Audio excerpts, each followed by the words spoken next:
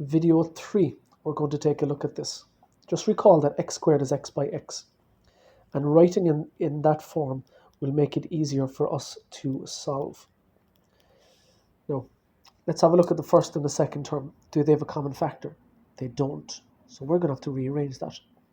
Our rules again, there should be a common factor between the first two, there should be a common factor between the last two, and then there should be a common factor between the first and the third, and the second and the fourth.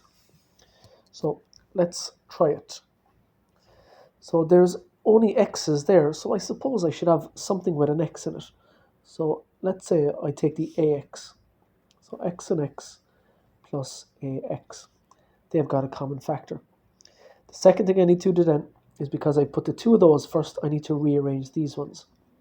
So let's see, minus ab minus bx. Do they have a common factor? They do. Do they have a common factor?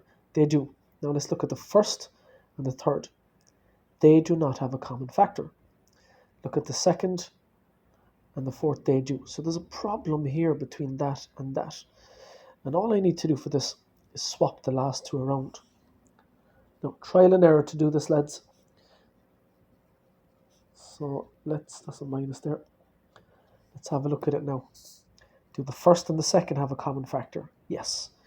Do the third and the fourth have a common factor? They do, the b. Now, do the first and the third have a common factor? They do, the x. And do the second and the fourth have a common factor? They do, the a. So now we can work this out. Now, I'm just going to write it over here, and we'll do the factorising then. The thing that's common to both of those is the x. So I took an x out of that, I'm left with x. An x out of that, I'm left with plus a. Now, the thing common to this, there's a sign first of all, both minus.